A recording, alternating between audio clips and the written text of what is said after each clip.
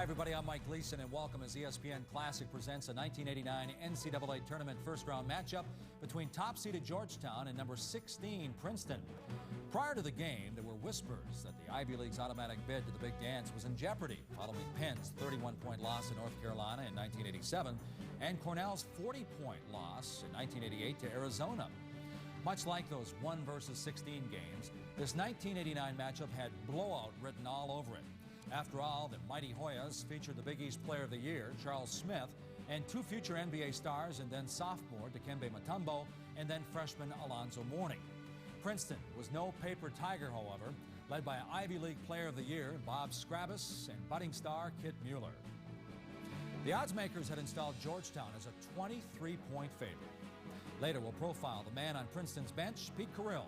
But right now, let's head to Providence, Rhode Island to watch Carrill's Tigers battle the Hoyas in the 1989 NCAA Tournament on ESPN Classic.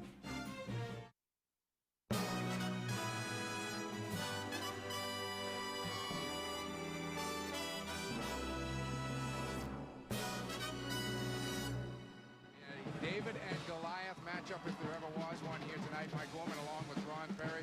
There is the Princeton Tiger who will hopefully engineer the miracle of miracles tonight. And Pete Carrill, one of the most respected coaches in the profession on the Princeton bench, has a great reputation of making other teams do what he wants to do as opposed to vice versa. But he is up against John Thompson and the Georgetown Hoyas. Arguably right now, forget about polls. Hard to imagine anyone playing better in the country, Ron, than this club right now. They're on a tremendous roll, and Princeton's got to handle that pressure. Let's meet the starting lineups. Here's Ray Bagley. Good evening, ladies and gentlemen.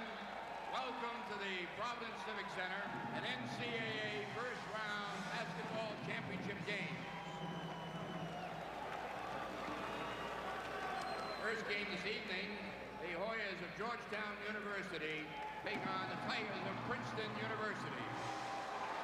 Here are your starting lineups. Starting at forward for Princeton, a 6'8" freshman from Baltimore, Maryland, number 55, Matt Eastwick. At forward for Georgetown, a 6'7" sophomore from Glen Arden, Maryland, number 52, John Turner. And forward for Princeton, a 6'3" senior from Avon-by-the-Sea, New Jersey, number 34, Bob Scrabis. And forward for Georgetown, 6'4" senior from New Orleans, Louisiana, number 21, Jaron Jackson. At center for Princeton, a 6'7" sophomore from Downers Grove, Illinois, 00, Kit Miller. At center for Georgetown, a 6'10" freshman from Chesapeake, Virginia, number 33, Alonzo Mourning. At guard for Princeton, 6'3" sophomore from Woodcliff Lake, New Jersey, number 5, Jerry Doyle. At guard for Georgetown, 6'2" junior from New Orleans, Louisiana, number 12, Wayne Bryan. At guard for Princeton, 6'2" freshman from Washington, D.C., number 22, George Lefwich. At guard for Georgetown, 6' senior from Washington, D.C., number 13, Charles Smith. Head coach at Princeton, Pete Carrill. The head coach at Georgetown, John Thompson. Charles Range, Dick Paparo, and J. Don Ferguson will be the officials for tonight's game. And we are just about set to go. Kit Mueller at 6'7" will jump it up against Alonzo Mourning. How about that? Not too many people lead the series against Georgetown, but Princeton does, 5-4. Well, Princeton has a rich tradition of basketball history. They've got to get off to a good start in this one, though, and take good care of the ball. Trap is controlled by the Hoyas. Smith has got it. Inside pass bounces to John Turner. It's like a packed-in 1-2-2 zone by Princeton. They'll try to match with shooters. Walks out inside. Hoyas patient here after that initial pass inside by Smith, and a traveling violation on Dwayne Bryant. Good packed in, aggressive zone, pressure on the top. It's really a three-guard lineup that Pete Carrill goes with. Bob Scrabus is called a forward, but he's really about 6'2". Leftwich now will bring it up against Smith as the Warriors extend the pressure. Leftwich, freshman guard. Mueller comes high, and Mourning won't come after him. Well, we'll look for Princeton to use a lot of time off the shot clock each time down the floor. I would like to use about 30 to 35 seconds if they can. Mueller again, and Mourning a good 5 feet away. Scrabus' shot is blocked by Turner and picked off by Mourning. Here comes Smith. The trailer is Mourning, puts it on the floor. He's stripped nicely. Leftwich got a hand in there. Good call. Leftwich did get his hand in it. Offensively, Pete Carrill bringing Kit Mueller out, forcing Alonzo Mourning away from the goal. Georgetown in the man defense. Eastwick now will take it top of the key. Turner a little more aggressive on him. Pete Carrill has always liked the backdoor cut, and we're seeing Princeton play as flash already. Here's Mueller first time, takes it in, hits the hook shot. Nice job by Kit Mueller. Led the Ivy League with a 70% field goal shooting. Those kind of shots. If this were the old days now and Princeton got the ball back, they may keep it for 5 or 6 minutes. That's right. Can't with the 45-second shot clock, though. Mourning has it stripped away, but it'll still be Georgetown ball. Here's a look at Pete Carrill, 20-plus years on the Princeton bench. Kit Mueller is going to be called with the foul, jumping in his first on Princeton. Clearly, Kit Mueller, Bob Scrabus, Pete Carrill's top players must avoid fouls in this ballgame. I see a lot of smiles over on the Princeton bench, so truly they have come to enjoy this experience, no matter what it turns out to be. Smith outside, misses a three, out of bounds, Princeton ball. Well, one thing Princeton should be doing against John Thompson's club is playing free and easy. I mean, not a lot is expected of him in this game, so they'll go out there and play loosely. The pressure's really on Georgetown. Eastwick again looks inside for Mueller. Just a spread offense, 3 guards. Doyle cuts off Mueller's high post. Now Kit brings it outside. This is a good strategy because Mourning doesn't really want to venture out much higher than the foul line. So Mueller can really stand out there unattended until the clock works itself down. 15 right now on the shot clock. There it is. Backdoor cut, a beauty, and that's a goaltend. Give the bucket to Scrabus. That's the backdoor cut, work the shot clock down, and that's been a Pete Carrill trademark over the years. 4-0 Princeton. Clearly, Princeton needed to get off to that kind of start, get a couple of hoops, build the confidence level, and just pack the zone at the other end.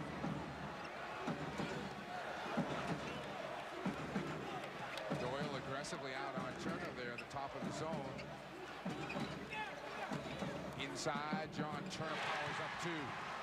That's where Georgetown should be looking to get it. Mourning and Turner clearly with the size advantage inside. Mueller trying to get away, and a foul called on John Turner. Too aggressive on the defense. First on the Hoyas. John Thompson calling the press off the bench.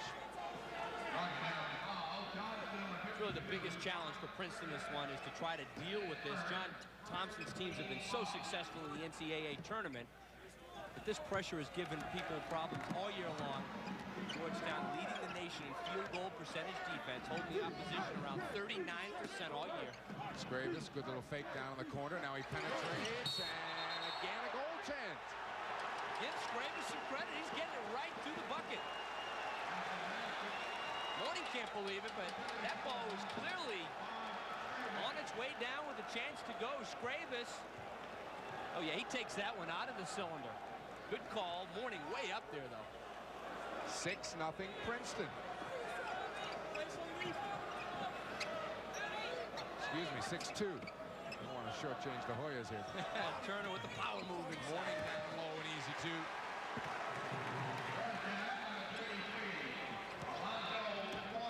Princeton will stay with their game plan, though, on this one. They'll continue to just be patient with the basketball. It's frustrating to play D each time down the court for about 35, 40 seconds. Smith now came out on Mueller when he was top of the key. It's like a 1-3-1 zone now the Hoyas have gone to out of the man set. It's really a better set because it leaves you less vulnerable to the backdoor cuts. Scrabus barks out the signals. 20 seconds now on the shot clock as Princeton has effectively held the ball for at least 30 seconds in each of their possessions.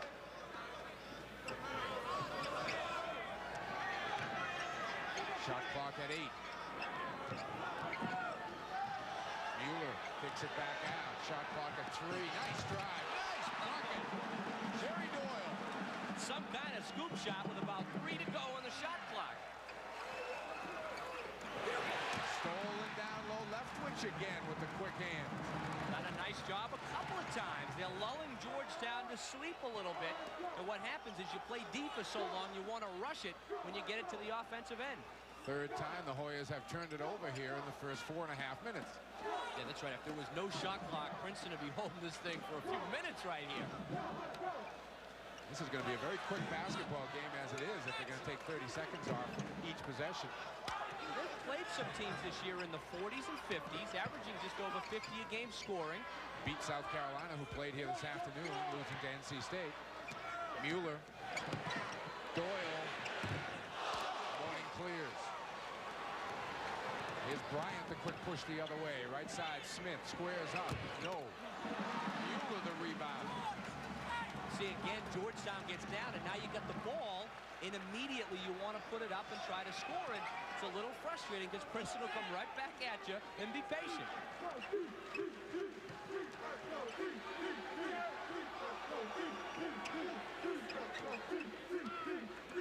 Just a freshman now, Leftwich. A lot of pressure to handle the ball in this game. And Jerry Doyle, just a sophomore.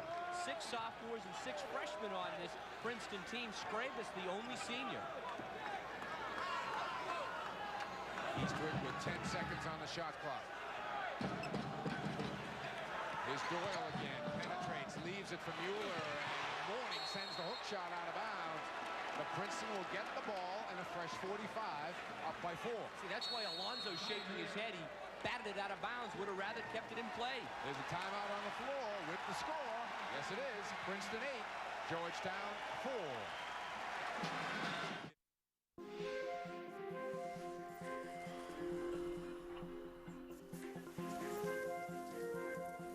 Have you ever driven a car with air conditioning that creates calming breezes, like in a forest? Have you driven a car that has pure silver dust hand-polished into the wood? Of course you haven't, because there's never been a car like the all-new Infiniti M. This is inspired performance. This is the way of Infiniti. Are you okay? Yeah, I have a coloring book. What? You think this is wrong? Pets fly cheap, and we could use the money we save to put towards our cell phone payments. Hey lady, you should really switch to Boost Mobile. It's only $50 for unlimited talk, text, and web on a dependable nationwide network. I feel itchy. Is that a talking dog? $50 unlimited talk, text, and web on the nationwide Sprint network. Learn more at boostmobile.com/TV. Boost Mobile, unroll. You're stuck on a treadmill. You're making minimum payments on your credit cards, and you just don't get anywhere. Let Consolidated Credit tell you the truth. When credit card companies are charging high interest, it's virtually impossible to pay off your debt. Let's say you owe $5,000 and your rate is 21%. Of your $100 minimum payment, $87 is interest. It'll take you over 33 years to pay off that debt. Call Consolidated Credit. They'll get the credit card companies to reduce or eliminate your interest. Get off the treadmill. Get on with your life. Call Consolidated Credit. They're the freedom people. Call toll-free 1-800-440-5217. Consolidated Credit. When credit card debt is the problem, they're the solution. The biggest stage creates the biggest drama. The 2010 FIFA World Cup begins June 11th on ESPN. You're watching March Madness from 1989 as the 16th-seeded Princeton Tigers take on the #1 seed Georgetown Hoyas, Providence, Rhode Island on ESPN Classic. 8-4 Princeton here in Providence, and take 35 seconds off the clock and then do this, Ron. They've been very patient with the ball, and Jerry Doyle, number 2 guard, gets the job done with the runner that time. Back live, Princeton controlling with that fresh 45 off the Alonzo Mourning block. Princeton getting 7 shots up there to Georgetown's 4. Georgetown's been quick with the shot, and with the good shooting by Princeton, they've gotten back on defense and haven't allowed the Hoyas to get out and run.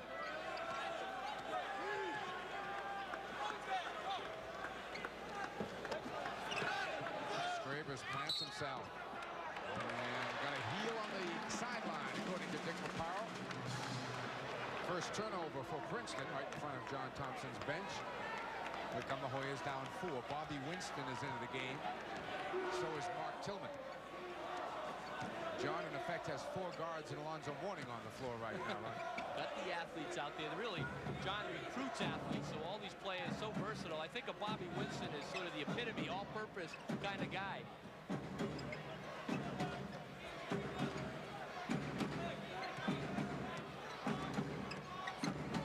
Smith looks to penetrate. The runner too hard off the glass. Mueller tipped it out. Jackson got it back and put it in.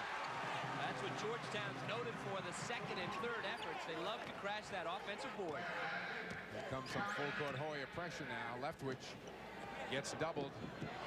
Nearly picked off by a Tillman. Instead, he gets ahead to Mueller. Kit gets double-teamed. I have a feeling everybody on Princeton's going to be double-teamed as soon as they touch the ball. And a timeout was called by Kit Mueller. I'm not sure Pete Carrill wanted it, but he got one. He ran over there and at least had the presence of mind to avoid the turnover. There's a timeout on the floor with the score. Princeton 8 and Georgetown 6.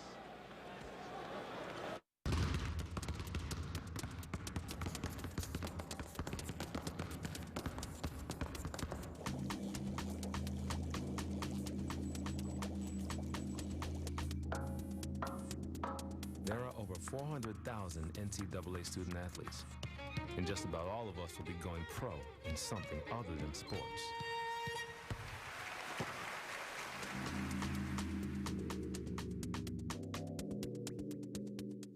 This series is not over.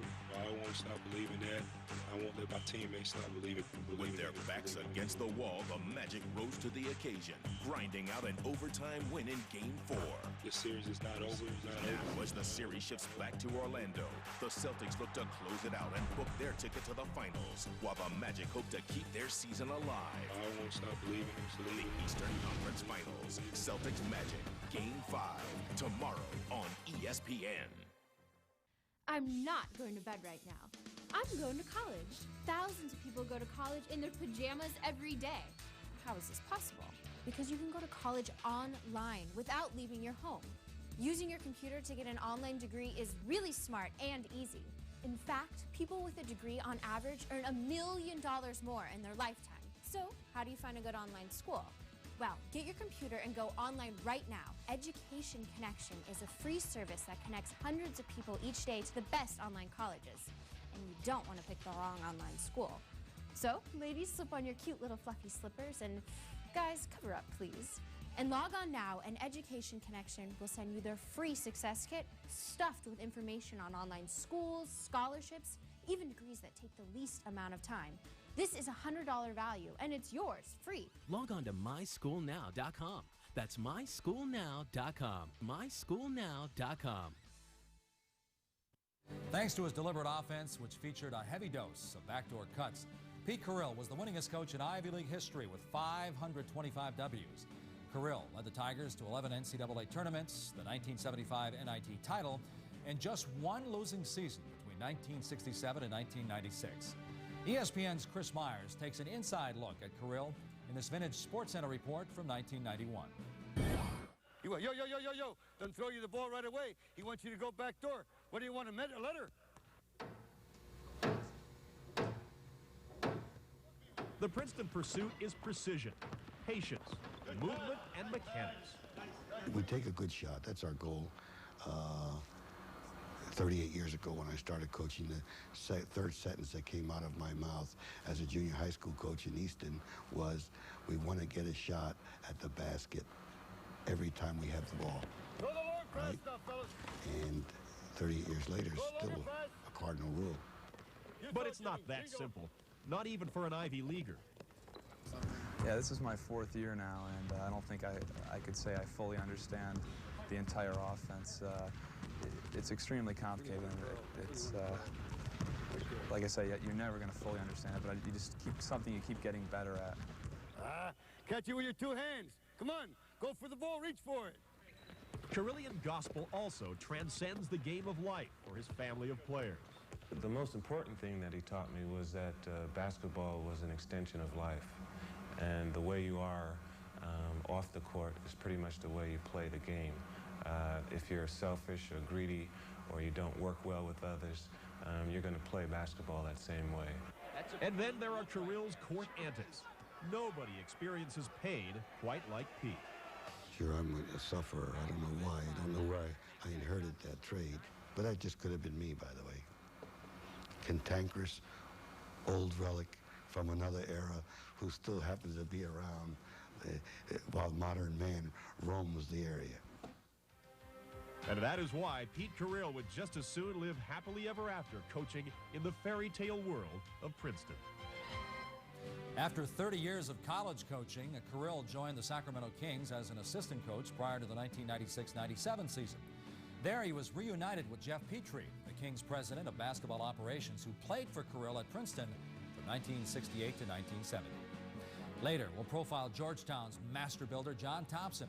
And when we return, it's back to Princeton and Georgetown for the 1989 NCAA tournament on ESPN Classic.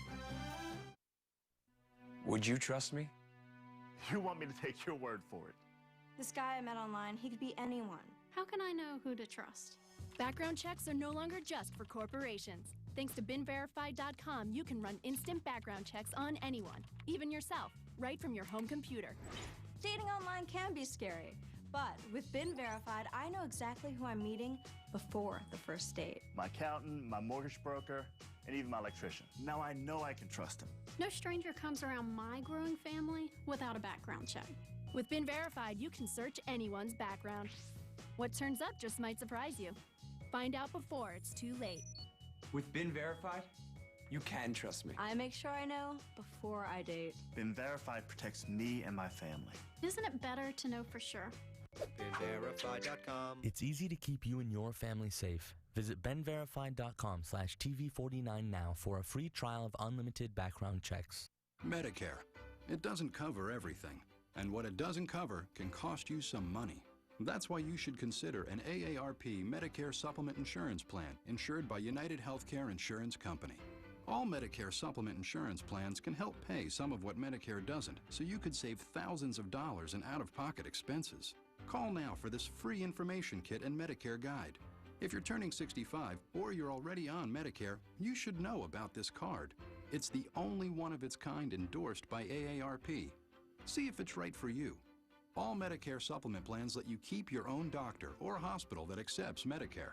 There are no networks and no referrals needed. Help protect yourself from some of what Medicare doesn't pay and save up to thousands of dollars in potential out-of-pocket expenses with an AARP Medicare Supplement Insurance Plan insured by United Healthcare Insurance Company. Call this toll-free number on your screen now for this free information kit, including this Medicare guide and customized rate quote. The Indianapolis race is on. Here they come. Just look at those boys drive. Unbelievable! The checkered flag is out. Who's going to win? The Indianapolis 500 returns Sunday at noon Eastern on ABC. The Eastern Conference Finals, Game 5, tomorrow on ESPN. You're watching March Madness from 1989 as the 16th-seeded Princeton Tigers take on the #1 seed Georgetown Hoyas, Providence, Rhode Island on ESPN Classic. Georgetown keeps turning up the defense a notch. The 1-3-1 trapping defense now after full court pressure. Latham can't hit outside. Loose ball comes to Jackson. Bobby Winston down the lane on the nice feed from Charles Smith. First fast break opportunity for Georgetown, and they made the most of it. We're tied at 8, first tie. I don't think we'll see Princeton attack on their offensive end unless they really have an open layup.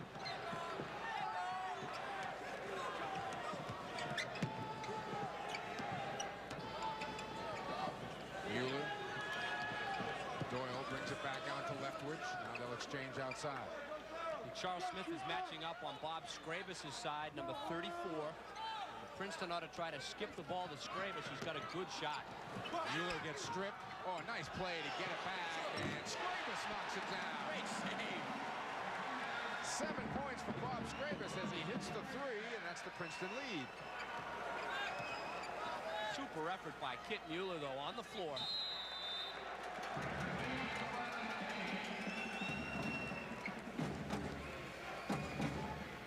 Here's another look at Scravis from the corner. Watch the play by Mueller, though. Great job by Bobby Winston to get in there and try to strip, but there's just an all-out dive effort by Mueller. Bobby Scravis doing what he's done all year, hitting from three-point land. Bobby Winston calls out the set. Morning is high.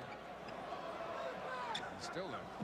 Puts it on the floor. Gets 2. Oh, my, with authority. Just turned and wheeled. That shot is there, too, all time.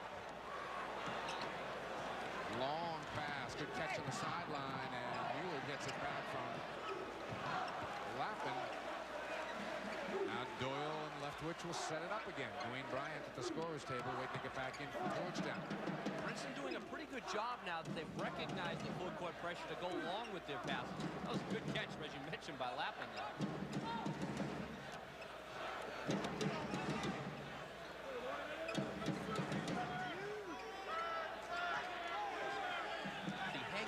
Early is helping Princeton so much because they've now gotten the flow of the game going their way, which is this real patience. 2 seconds on the shot clock. Scravis throws up an air ball. Here comes Winston. Good defense, Doyle, and a steal by Doyle. And he calls another timeout. Pete Carrill clearly didn't want it that time because you've got 4 for the game. A couple of them used up already. There's a timeout on the floor with the score. Princeton 11, Georgetown 10. Imagine being at 30,000 feet with a plane full of kids and you have a heart attack. That's what happened to me. I'm on an aspirin regimen now. My doctor told me it's the easiest preventative thing you can do. Be sure to talk to your doctor before you begin an aspirin regimen. See your doctor. Simple. Ask my wife's attorney if she wouldn't mind spooning. What? You think this is wrong? Well, I've been burned by contracts from my cell phone company, so I'm not doing anything else without my attorney present. Your client should just get Boost Mobile. This BlackBerry Curve has a $60 monthly unlimited plan with no contracts. Any decision on spooning? Not really in the mood. $60 unlimited talk, text, web, and email with the BlackBerry Curve 8330 smartphone. Learn more at boostmobile.com/TV. Boost Mobile, unwronged. Attention drivers, has your manufacturer's warranty expired or is it about to expire? How will you pay the hundreds, even thousands of dollars needed to get your car back on the road? Quick Cash 123 is here to help you with your financial needs. Call now and we will connect you with one of our preferred extended protection providers. Attention if you have diabetes. Hello, I'm Alan Thicke. As the father of a child with diabetes, it's important that I keep up to date with the latest in treatments and technology. That's why I'm happy to tell you about a breakthrough in diabetes care through CCS Medical. You don't need to stick your fingers anymore. This new meter allows you to test on your arm, so it's virtually pain-free. Plus, it uses gold test strips. Real laser-etched gold in every strip provides the ideal testing surface for one of the most accurate readings possible. Best of all, CCS Medical can send you this meter at no cost.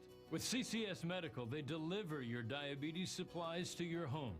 They work with Medicare or your insurance to process the paperwork. They even have nurses certified in diabetes available to answer questions. And for a limited time, CCS Medical will also send you a diabetes cookbook. All this from a company trusted and recommended by thousands of doctors around the country. Call CCS Medical today. Who is your pick to win the cup? Go to ESPN.com/bracket to play now. The 2010 FIFA World Cup on ESPN. You're watching March Madness from 1989 as the 16th-seeded Princeton Tigers take on the #1 seed Georgetown Hoyas, Providence, Rhode Island on ESPN Classic. Halfway through the first half, Mike Orman and Ron Perry. Princeton by 1, 11-10. And this is Princeton putting some pressure on Georgetown. Georgetown with 4 turnovers early to Princeton's 1. But Jerry Doyle here under pressure. The possession arrow favored Princeton. Calls a timeout, and that's Princeton's second timeout. Only got 2 left. Might as well take them while you're in the game, and Princeton's in the game right now. That's for sure, but Pete Carrill's reaction that time, I'm sure in the timeout huddle he said, look guys, don't call any more of these things. We're going to need some in the second half. Scrabus kicks it down to Doyle, who pulls it back out. Georgetown getting up a little closer defensively. The long pass over to Leftwich. 6 on the shot clock. There's a cut by Mueller. Nice move. Got the bucket. Beautiful execution by Princeton, working the shot clock down and getting a penetrating move. We're looking at a game that's going to be in the 40s when we're through. If this keeps up, the foul is on Doyle outside as Mark Tillman went down hard. Now Princeton's doing what they've got to do, and they're lulling Georgetown to sleep a little bit. Good backdoor cut by Kit Mueller. Slices through, gets the good roll for 2. Only 1 foul has been called on Georgetown in 11 minutes, and only 2 on Princeton. It's been a spread floor, some pretty good shooting, and only 1 shot for the most part each time, with the exception of a couple of Hoya second efforts. Morning in that high post, he just churned, went to the hoop and dunked it last time off that. 1-3-1 set now by Princeton, but same principles, pretty packed. Scrabus, the Ivy League Player of the Year, coming up with the steal, and Princeton can extend their lead to 5. Again, the frustration for Georgetown is they know they've got to go back and play the D again for another 35 seconds. And try to keep Mueller up top. Alonzo Mourning won't go all the way out there and chase him. Princeton will try to work this down again, Mike, and try to see if they can flash high and then get the backdoor cut. Mueller puts it on the floor. The hook shot, no. Kept alive by Lappin, picked off by Bryant. Pretty strong move, though, by Mueller. Wayne Bryant, coast to coast. Won't get out. Eastwood the rebound. Make that Leftwich rather the rebound. George Leftwich, his dad, a fine player for Villanova. Underneath, Mueller missed the layup that time as he had lost Mourning. Lappin, though, good hustle, got the bucket. And he quick shoots that ball before Mourning can react with his hands. Matt Lappin, his first 2, and Georgetown takes a timeout. What a start for the Princeton Tigers. Amazing start. They're just executing, and they're right in their game plan.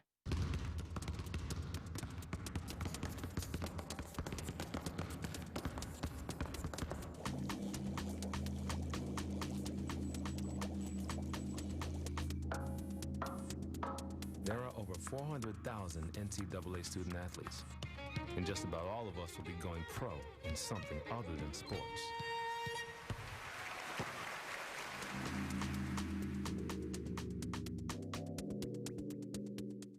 This series is not over.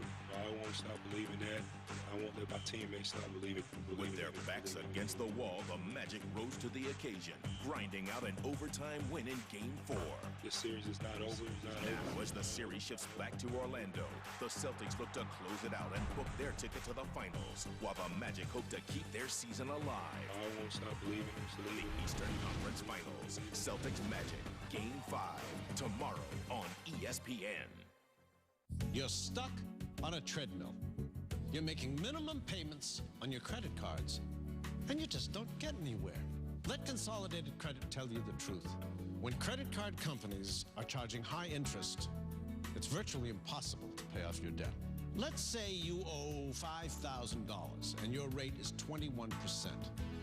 Of your $100 minimum payment, $87 is interest. It'll take you over 33 years to pay off that debt. Call Consolidated Credit. They'll get the credit card companies to reduce or eliminate your interest. Get off the treadmill. Get on with your life. Call Consolidated Credit. They're the freedom people. Call toll-free 1-800-440-5217. Consolidated Credit. When credit card debt is the problem, they're the solution. For 26 and a half seasons, John Thompson was Georgetown basketball. A former backup center to Bill Russell and the Boston Celtics, Thompson turned one of the nation's finest academic institutions into a basketball power. The 6', 10" Thompson sat down with Dick Vitale and spoke on his career, his thoughts on Proposition 42, and his intimidating presence on the sideline. this vintage conversation from 1989. John, a lot of coaches have received a lot of criticism about the fact their players aren't graduating. Jimmy Valvano gets all kinds of heat at North Carolina State. Should the coach be accountable? Is he responsible for that athlete in terms of graduation? Or does maybe the responsibility go back and start at a home with mama and papa? You know, who's really accountable for that and the responsibility of the coach? If he wants to sleep in the dorm all day, if he doesn't want to go to class, I will get rid of him, Dick. You know, the institution does not have to get rid of him, and you can ask anybody who attended Georgetown that. And I think it's very important, though, for me to make the student know that that's your responsibility. That's not the coach's responsibility. You have to get out of bed. You have to go to the library. You have to go to the tutor. The kid has got to take more of a burden. I'm sick and tired of hearing people say that people who are 18 and 19 years old who will tell you in a minute that they're a man is not responsible for his own education, that the student has got to understand that a large part of that responsibility is his. But in the terms of 42, what I am saying is that some kids, a lot of kids, Dick, you know them and I know them, are locked into situations where they're not using drugs but living in drug environments, where they're not lazy but living in environments that are not conducive. We need to provide them with an opportunity. If they don't take advantage of that opportunity, then they need to be placed out of the system. John's liable to get a tee here. He's out on the floor. Now that's a violation of the rule, if there ever was one, and that's the problem. Why have the line anyhow? A lot of people feel you intimidate. They feel that John Thompson intimidates. Paul Evans screamed about this. How do you handle that? I know you've shared some words with me in the past about intimidation. Share it with the people here. At any time you're 6'10", you're loud, and you're black, you know what I mean? Somebody's going to jump up and say, oh, you're intimidating somebody. But that's the tools that came with me. I look at Louis, that's my buddy. I look at Roley. You know, they jump up, they run the sidelines as much as I do a lot of times, and people will never say they're intimidating. You know, they're positioning, you know what I mean? So I said, don't tell the referee, don't make an announcement on TV that I'm trying to intimidate somebody. Anytime I stand up, I'm 6'10". Maybe I should jump on my knees, which I'll never do. Just 4 victories shy of the 600 mark, Thompson was inducted into the Basketball Hall of Fame in October 1999. Later, we'll take a closer look at 2 of the star big men that Thompson molded, Dikembe Mutombo and Alonzo Mourning. And when we return, it's back to Providence, Rhode Island to watch Georgetown tangle with Princeton in the 1989 NCAA tournament on ESPN Classic. Right now, a handful of quarters is all you need to turn just another boring Wednesday night into Pizza Hut 50-cent Wing Wednesday. Every wing, every flavor, every Wednesday, just 50 cents each, and only at your Pizza Hut. Are you okay? Yeah, I have a coloring book. What? If you think this is wrong, pets fly cheap. And we could use the money we saved to put towards our cell phone payments. Hey, lady, you should really switch to Boost Mobile. It's only $50 for unlimited talk, text, and web on a dependable nationwide network. I feel itchy. Is that a talking dog? $50 unlimited talk, text, and web on the nationwide Sprint network. Learn more at boostmobile.com/TV. Boost Mobile, unroll. Inventors. InventHelp can help you try to patent your idea and submit it to companies. Call 1-800-232-4033 for free information. That's 1-800-232-4033. I'm not going to bed right now. I'm going to college. Thousands of people go to college in their pajamas every day. How is this possible? Because you can go to college online without leaving your home. Using your computer to get an online degree is really smart and easy. In fact, people with a degree on average earn $1 million more in their lifetime. So, how do you find a good online school? Well, get your computer and go online right now. Education Connection is a free service that connects hundreds of people each day to the best online colleges. And you don't want to pick the wrong online school. So, ladies, slip on your cute little fluffy slippers, and guys, cover up, please. And log on now, and Education Connection will send you their free success kit stuffed with information on online schools, scholarships, even degrees that take the least amount of time. This is a $100 value, and it's yours, free. Log on to myschoolnow.com. That's myschoolnow.com. myschoolnow.com. You're watching March Madness from 1989 as the 16th-seeded Princeton Tigers take on the #1 seed Georgetown Hoyas, Providence, Rhode Island, on ESPN Classic. The mastermind, Pete Carrill.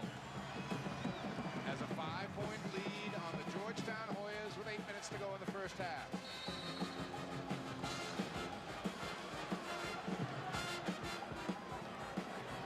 Ryan Smith, Tillman, Mourning, and Winston on the floor for Georgetown. Look for Georgetown if they score to really zap on the 94-foot pressure to try to create some tempo here. Tillman's runner goes. Nice penetrating move by Tillman. His game has just gotten better and better as the year has gone on. Mueller finds Scrabus. They break the 10-second line. Fundamentally sound team, Princeton. They're passing the ball very well. And then there's no clock to really go at the hoop. It's just get it up here and work the clock. Well, as long as Georgetown stays in this defense, Mueller can handle the ball right where he is all night long. That's right. I mean, he's just going to take it out there. And Alonzo Mourning doesn't want to stray out too far, or if he does, that really works for Princeton too because it hurts Georgetown rebounding-wise. Mueller had Lappin on a backdoor cut. I think it was just too early on the shot clock to do it. And the foul will be on Mark Tillman as Bob Scrabus made the drive. Still not even close, as you had mentioned, to any kind of bonus opportunity. Well, it's a bonus for Princeton, though, because they get another 45 seconds on the clock. That's right. That's right. No free throws, but they'll get to work some more time.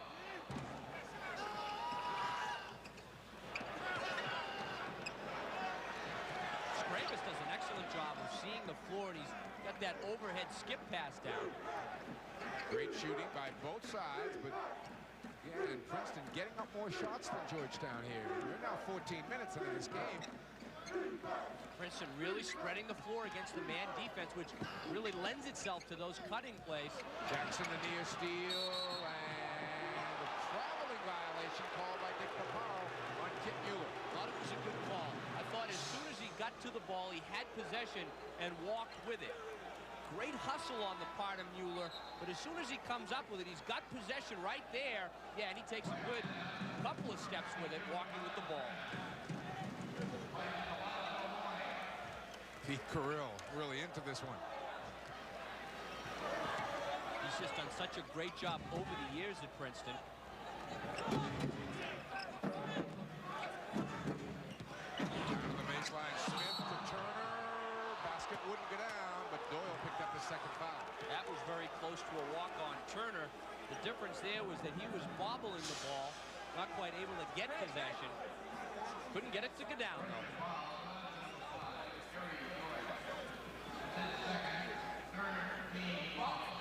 Doyle, the first player in any semblance of foul trouble. It's clearly a situation where Pete Carrill doesn't go that far into his bench. He's got a young team to begin with. For a player like Doyle, certainly can't pick up number 3 before intermission.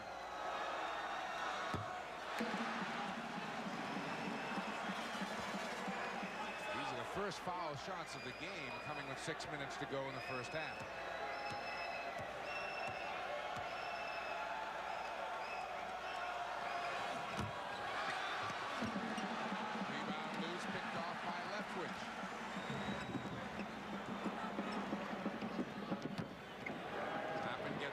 To Mueller, he's double teamed, puts it on the floor though, bounce pass Lappin underneath Doyle. I mean, is that a clinic moving the basketball, hitting the open man? The result, the layup. Princeton is back up by 5. You've ever heard the expression, patience is a virtue? If you're playing against Princeton in this kind of game, you've got to have the patience. I think that's Doyle. I think so, and that'd be his third. Yep. Jerry Doyle, the 6'3" sophomore, picks up his third foul, and this is just excellent execution. Georgetown with the pressure. Nice backdoor cut. 2 bounce passes in a row. It's clinic out there moving the ball. Troy Hottenstein is checked into the game. Doyle will have to sit down with those 3 fouls. Kind of looks like Doyle out there. Yeah. Good shooter from three-point land, Hottenstein. Aaron Jackson, Turner ran by it. Tillman, though, right in place, couldn't put it down. Loose, Winston, 2. Put a fork in the ball that time. No one wanted to pick it up. Lappin and Leftwich exchange in the backcourt. Now the freshman gets it over, and again Mueller comes a long way out. No one comes together. Mueller's really played himself a solid first half. He's handled the ball quite a bit. Scrabus back to Mueller. Oh, look at this. Got it. Again, Matt Lappin with that, almost like lost the ball that time with a quick release. I mean, Princeton's in this game a lot longer than people thought they'd be around. Smith won't go. Mueller a big rebound in traffic. I tell you, phones are on fire all over the country right now with every Princeton alum calling up his pals. That's right. Saying, hey, check this out. Will you beat the Hoyas? Backdoor Leftwich this time, and a foul on Jaron Jackson.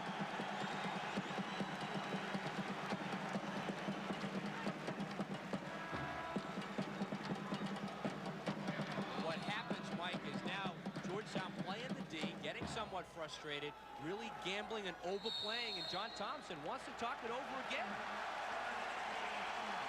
A liberal use of timeouts here in the first half.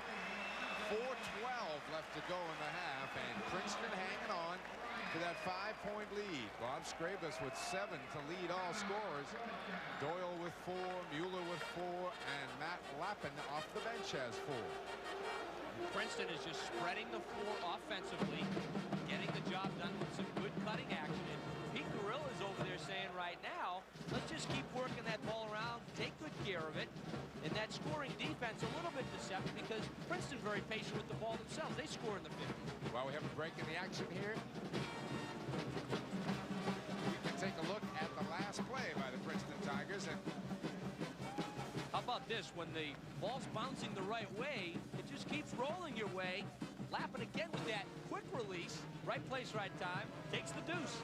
Our statistician Ray Perry tells me that 14 of the 19 Princeton points have come on layups.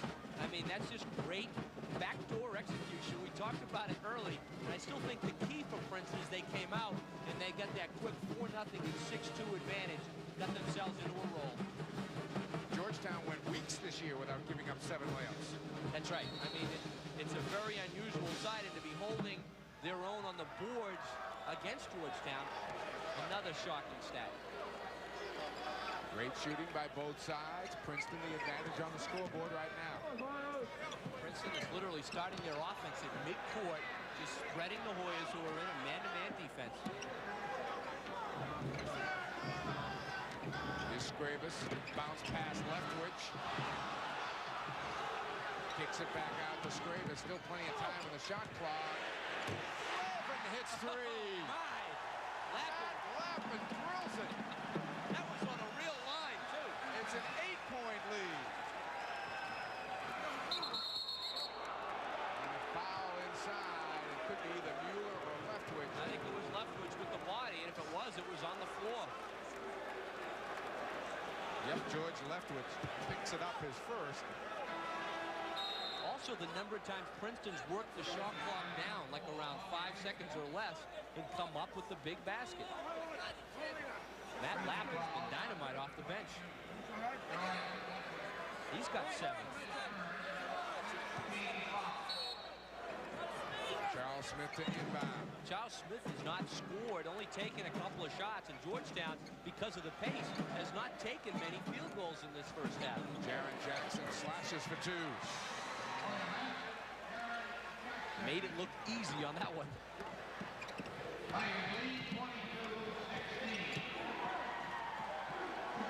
Leftwich back to Lappin. He brings it across the 10-second line. Bryant the steal. Winston the loose ball.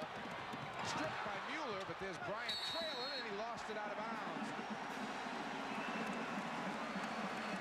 John Thompson's clearly going to be concerned right now by what he's seeing. Georgetown not cashing in on the break that time. Real quickness by Bryant. Too much pounding on the floor by Matt Lappin. That's just great hustle by Princeton. 2 players together, knocking it out of bounds for Georgetown. Bryant right out on Leftwich. Smith has got Scrabus. And Mourning out a little further now on Mueller. Mueller puts the ball on the floor against Mourning. Yeah, Mourning creeping out further and further, which, again, works to Princeton's advantage. Mueller looks for the cut. Scrabus will try. Smith the rebound. I mean, Princeton's really, when the shot goes up, getting back defensively. Charles Smith back rims a three and it's pulled down by Hartenstein. I mean, when Strabish goes to the jumper that last time, I'm watching 4 black jerseys running down the other way. So clearly Pete Carrill talked about that to minimize the Georgetown fast break. Backdoor again, it's open. Field day for Lappin. 9 points from Matt Lappin, who averages 5 a game in the Ivy League. And he is lighting up the Hoyas. I mean, he's going at it. He's got the arms pumping. Mourning, 2. Again, Mourning, when he can get it down in the blocks, making it look awful easy. Head and shoulders above the Princeton front line. Mueller gets it across. Lappin. Hartenstein had a thought, but it was a brief thought.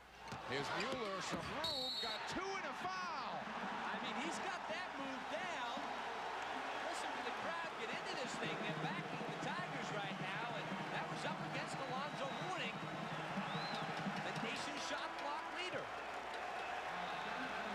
9 of the 13 field goals, layups. Kit Mueller has hit 3 of them. He's had that strong little hook going to the goal. And clearly, Princeton's got the Hoyas taking all kinds of note here in the first half. 6 points, 2 rebounds for Kit Mueller. Pete Carrill looks on. The lead stays at 8 with 1:25 to go in the half. How about the pace of this first half? I mean, this is really to Princeton's liking. Winston kicks it down in the corner. Tillman can't hit a 3. Rebound to Leftwich. Mueller kept it alive. That's a great job. Mueller couldn't get 2 hands on it, tipped it to a teammate. Princeton looking to open up a double-digit lead. Mueller again, turns away. Rebound Leftwich, blocked by Mourning. Here comes Smith. Smith, good pass, Tillman, and a foul on Hartenstein. And Hartenstein ends up in like the 2nd row after that one. Mueller is getting some great offensive opportunities. Just couldn't quite get that last one to roll in, and Mourning waiting in the weeds for that follow-up rejection. Princeton has had 8-point leads twice in this first half.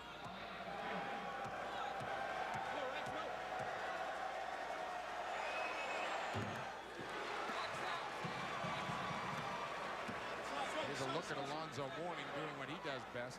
Mueller not quite getting that one high enough, but Mourning recovering beautifully against George Leftwich with the rejection.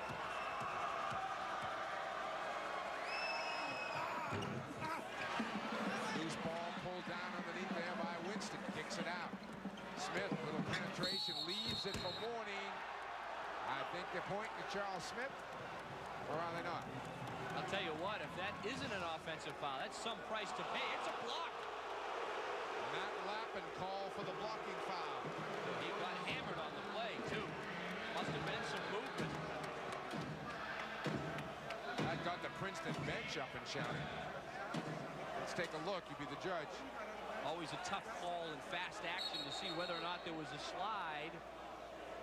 Charlie Smith was up in the air, and there was a slide over by Lappin, and he got crunched. He did get crunched.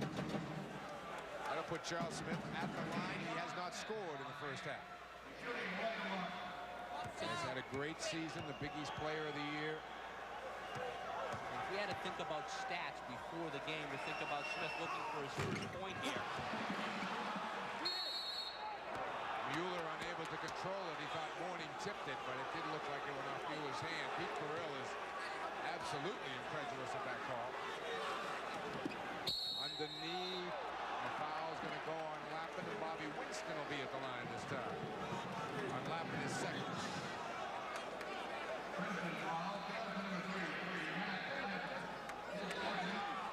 Pete looks pained. I'll tell you what, he got a pretty good vertical leap over there on that, what he thought was an over-the-back job on the previous offensive rebound.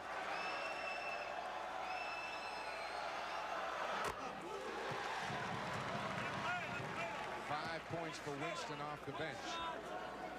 That's a pained look right there. Sure is.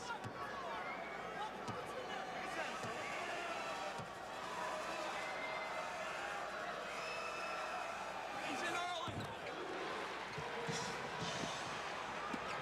Winston and Mourning with 6 apiece, leading the Hoyas. Mueller, 2-on-1 break. However, Princeton has a chance for the final shot of the half. Well, it was Dwayne Bryant pursuing that time defensively for Georgetown. Backdoor cut. Scrabus got the layup. What a pretty switch to the left by Scrabus on the backdoor cut. Down in the corner, Tillman long with the jumper. Mueller the rebound. Mueller around Bryant at half court, and Bryant the foul. Almost gets it to drop. I think it was after the whistle, but Mueller again trying to draw the 2-shot foul as soon as he heard the whistle. Matt Lappin is walking around the court with number 1 held up. I hope that's a defense. He is so pumped up. He's come off the bench. I don't know if I'd start waving number 1 figures in the Hoyas' faces right yet. A little bit premature for that, but he's clearly pumped. Scrabus. Hockenstein better get it. An intentional foul is called on Charles Smith. Held on to Bob Scrabus after he gave up the ball. Wow. It's coming apart a bit here, isn't it? At the seams right now for John Thompson. It's been a frustrating first half for the Hoyas. They've had to play a lot of D. I think Scrabus wants to make the backdoor cut that time after he gives it up, which they've been doing, and he gets the hold. Scrabus, an 84% free throw shooter. 28-21, Princeton. 1 second to go in the half. Princeton will get the ball back.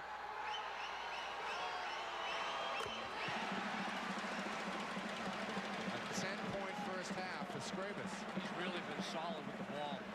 Good all-around game. Enough time to flick a shot off here. Mourning should try to kick the ball back toward midcourt, and he is shading toward the basket. Here it comes over the top. Hockenstein, the catch, couldn't get it up in time. But they are on their feet in Providence. Pete Carrill's Princeton club has held Georgetown to their lowest halftime total of the season. And the Tigers of Princeton are leading here at the half, 29-21. John Saunders, this is why they call it March Madness. Still using that old-fashioned paintbrush and roller? It takes so much time, you just want to whine. We'll put the past behind. Now everyone can paint like a pro with Wagner's Power Painter. It's easy. You just point, spray, and walk away. Power Painter sets up in no time for painting, adding stains, and spraying sealers. Then it cleans up in a breeze. The magic is our Optimus technology that combines 2 paint streams into one smooth-flowing pattern, giving you ultimate coverage and a superior finish. If it doesn't have dual-tip technology, it's not a Power Painter. Call or log on to get your Power Painter. We'll also include our Easy Paint Pack for continuous spraying and this digital heat gun for stripping off old paint. You get everything seen here, a huge value, all for only 4 payments of just $34.95. Call now. Call 1-800-509-3341 to order Power Painter for just 4 payments of $34.95. This is a special TV offer, so call 1-800-509-3341. Call now. Is your computer running slowly? Does it take more than 3 seconds for your email to load? Are you frustrated with error messages, blue screens, computer freezes, and crashes? These are not only annoying, but can cause permanent damage to your computer. If you're experiencing any of these symptoms, your computer and your privacy may be at risk, because these are usually the telltale signs of a virus, and it can only get worse until you act. Get a free diagnosis at mycleanpc.com. My Clean PC is outstanding, and my computer is running faster than ever. My Clean PC came through with flying colors when no one else could. My Clean PC totally cleaned up my system and increased my speed. MyCleanPC.com can remove spyware, viruses, and infected emails, all speeding up your PC's performance. It offers all-in-one protection, and it's been downloaded by millions of users. Even if you have antivirus software, your computer could still be infected. Find out instantly with a free comprehensive diagnosis at mycleanpc.com. The Indianapolis race is on. Just look at those boys drive. The checkered flag is out. Who's going to win? The Indianapolis 500, Sunday at noon Eastern on ABC. You're watching March Madness from 1989 as the 16th-seeded Princeton Tigers take on the #1 seed Georgetown Hoyas, Providence, Rhode Island on ESPN Classic. That is an example. People have been talking for the past couple of days how everybody seemed to know Princeton would work the shot clock for 30 seconds and then backdoor you to death. But it didn't matter. They're doing it.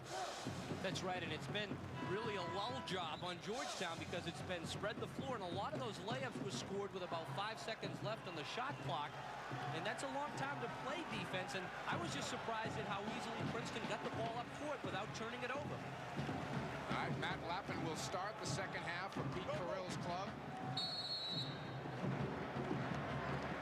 Jerry Doyle back in, playing with 3 personal fouls. Jaren Jackson awaits him. This has been a key move by Pete Carrill, bringing out Kip Mueller. He's Princeton's center, but he's able to handle the ball well. He doesn't get a lot of pressure when he's way out from the basket, although Mourning creeping out as the game goes along. With Doyle coming around, and they'll take the shot clock down again. Backdoor, Doyle got 2. That's that spread offense once again, and Pete Carrill will get cutters coming from all different angles. That time, Doyle from the top. Largest lead of the night. It's a double-figure lead for Princeton. That'll be Matt Lappin over the top, I think, with the foul. On Lappin now his 3rd, so he and Doyle play with 3. Spread floor situation again. First possession for Princeton of this second half, and it's a great bounce pass by Lappin to Doyle. Off before Mourning can get it. Bryant in low, Mourning the turnaround, no, the tap, no, got it back, put it in. I mean, you talk about Mourning getting it down in the blocks, and there's just no one going to stop him down there tonight. Scrabus and Leftwich combine in the backcourt. In the middle, it ends up in Mueller's hands again. Princeton getting all those backdoor layup cuts, actually have the advantage, scoring in the 3-second lane in this one.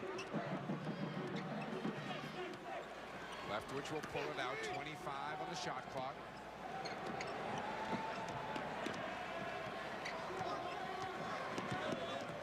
Just a balanced offense. 1-2-2 setup. Lappin in a little trouble, gets it back.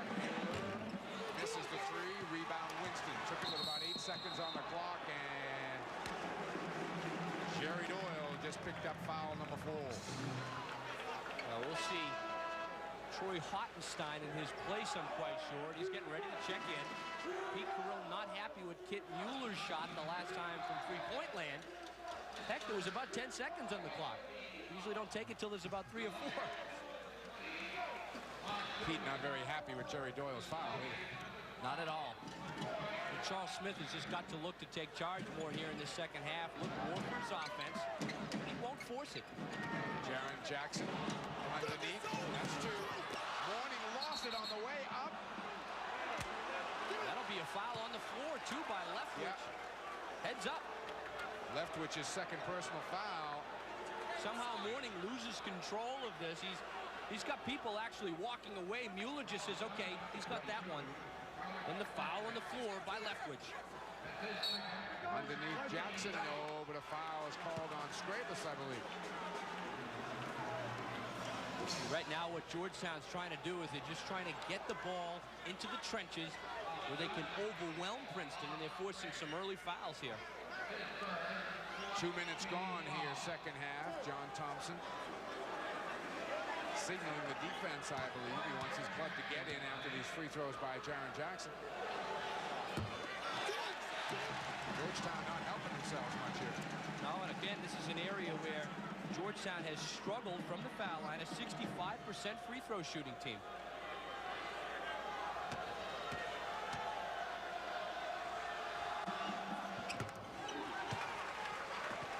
Fifth point for Jackson. Soft pressure by Georgetown, 1-3-1. It's not the full court, all-out trapping defense.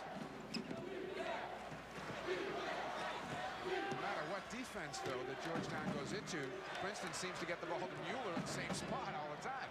right in the middle of the floor. He's got good poise with it. Lappin in a little trouble, finds Leftwich. It's a 1-3-1 defense, and Princeton's attacking with a 2-1-2 in the corners. Good trap. Very good trap. 5-second call. Turns into a great trap. What Princeton's been doing effectively against John Thompson's defenses has been getting rid of the ball before the trap develops. But this time, Ottenstein just doesn't. He's buried. He can't get rid of it within the 5-second limitation.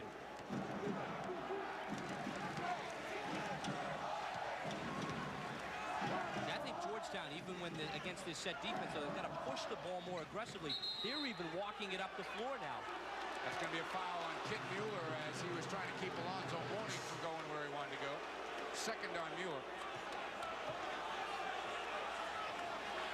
A look at the action underneath. Kit Mueller giving up about 4 inches to Alonzo Mourning.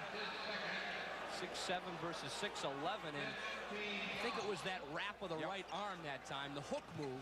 As soon as you wrap around, you can lean all you want, it seems, but as soon as you do that wrap around, the foul is called.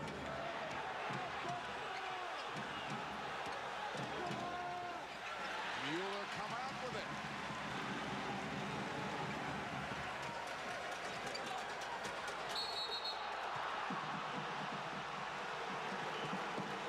That was a tie up there. The ruling was that Charles Smith got his hand on the ball and actually tied it up. It wasn't a 5-second call. Possession arrow favoring Georgetown. Got a lot of ball, but it looked like there was some body contact too. Sure did. No call. Georgetown down 7. Well, Mueller is really working to front Mourning down low. He's going to have weak side help to keep up with that defense. Charles Smith penetrates, throws up a prayer. Offensive foul on Smith. Cleared out with the free hand. That's the call by Froggy Paparo all over it.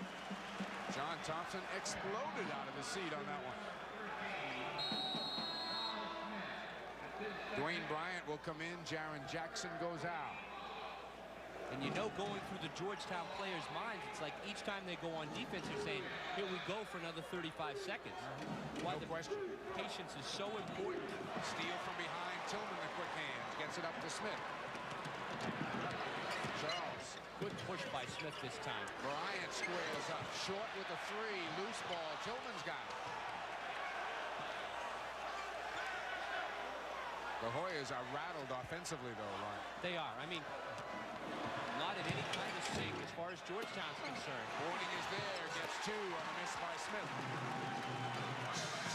Georgetown's best bet is to just push the ball up court, get the high percentage shot, and just crash them backwards. Just going to say, Alonzo's almost uncontested under there. You just want to kind of throw it up on the glass and let him get it. Yeah, either get it to him or let him crash the board. But I think Georgetown's gotten into this similar kind of rhythm that Princeton's in. That's the whole method behind Pete Carrill's game plan. John Thompson's just telling his players to play solid defense, get the boards, keep your poise. Mueller skips it. Good catch. Leftwich. 10 on the shot clock. Lappin launches one. Nearly got it off the glass, out of bounds. Georgetown ball. I mean, not a good decision that time by off the bench by Lappin. He takes that shot. There's still 9 seconds on the clock, and that's what got Pete Carrill up. That's an eternity to Pete. There's all kinds of time for a couple more passes.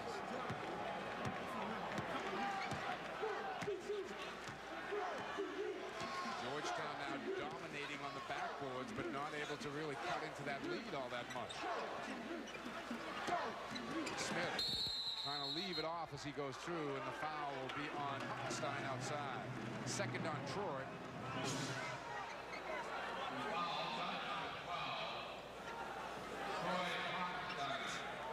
So look at George Leftwich, as Ron mentioned, his dad played at Villanova and was an excellent player there. Bobby Winston takes the bump on the way through, and Ottenstein just picked up another foul before the shot. Princeton right now is just going to play the solid defense, and all of a sudden they've got themselves with 16 fouls and none for Georgetown in this second half. Make that 7. Make that 7, be exactly. the bonus.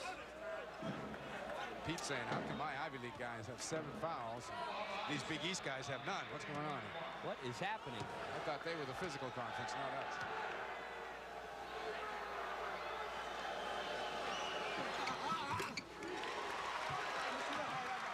Seventh point for Bobby Winston off the Georgetown bench.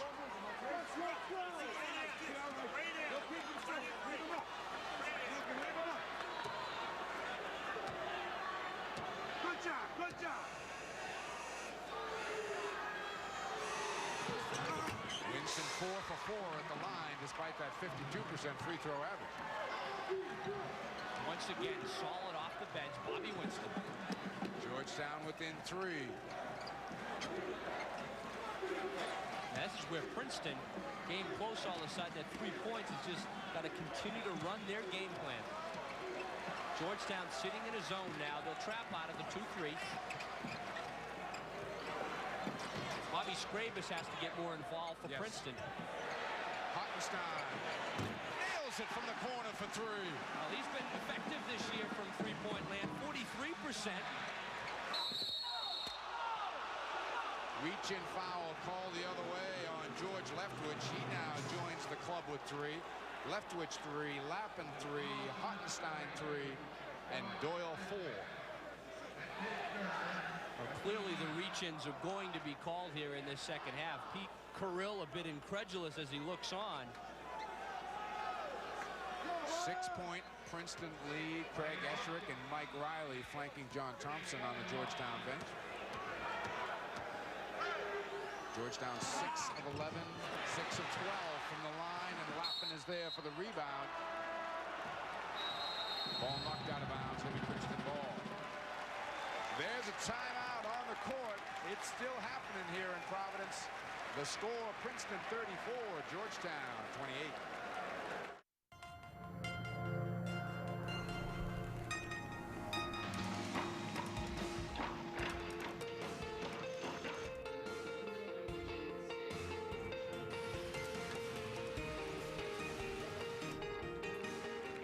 Right now, the NCAA is building over 400,000 future professionals. And most of us will go pro in something other than sports. The number 10. It's more than just a number. It's reserved for the best, the playmaker, the leader, the one who will be remembered forever. Wear it well. And an entire nation will wear it with you.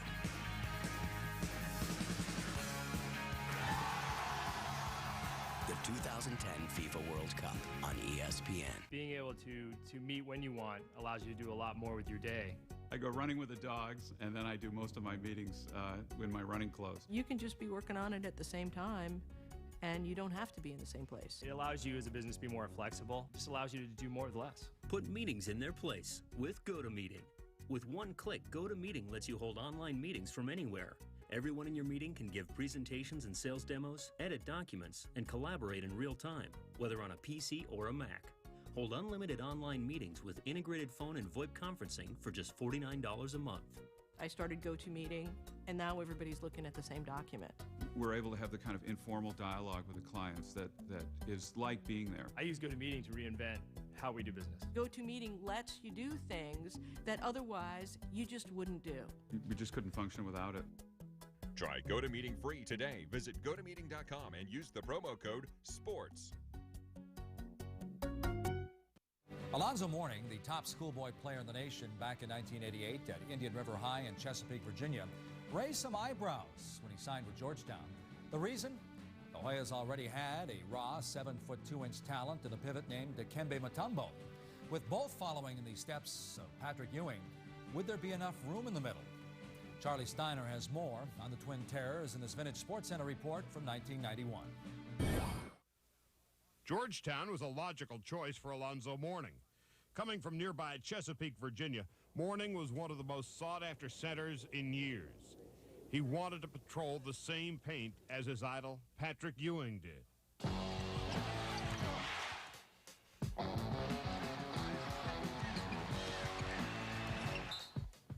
So Ewing or Mourning? It didn't take long for that debate to get started, especially after the freshman smashed many of Ewing's records and led the country in block shots. Meanwhile, Mourning's sparring partner would wait and watch and learn. After languishing on the bench for half the season, the unknown giant from Zaire emerged one night in Landover. Singleton down the blocks. Gives it to Woodbin. Blocked by Mutombo. Again by Mutombo. Don't bring him in here. A Big East record of 12 blocks. But back to the bench he went. And back to work, studying tapes of the Jabbar skyhook while receiving pointers from Ewing. He's been teaching me a lot of things this summer, and he helped me really a lot to work hard. He's teaching me I need to lift the weight a lot in certain time, and sometimes I don't need to lift the weight because it can bother my shot. And he teach me some certain moves, so I really learned a lot, so I have too much respect on him. Thompson marveled at Mutombo's transformation and finally relented to the Twin Tower concept last season. He has improved dramatically, leading the Hoyas in blocks and rebounding. And with Mutombo shooting better than 70% from the field, it has forced the move of Mourning out of the middle and over to power forward, which seems like a long way from home. I really don't prefer to play the forward position. I consider myself as a center, and I think I play the center position very well. Despite some rumors, Mourning says he will be back next year to pick up his degree, the way Patrick Ewing did. So the Twin Terrors are back on the prowl for one last fling, while their opponents are counting the days until the NBA draft. Mutombo and Mourning were both NBA lottery picks after their Georgetown days were finished. Deke was the number 4 overall pick by Denver in 1991, while Zoe was the 2nd overall pick in 1992 by the Charlotte Hornets. Later, we'll have more on Pete Carrill, and when we return, it's back to Providence to watch Princeton and Georgetown in the 1989 NCAA East Regional on ESPN Classic.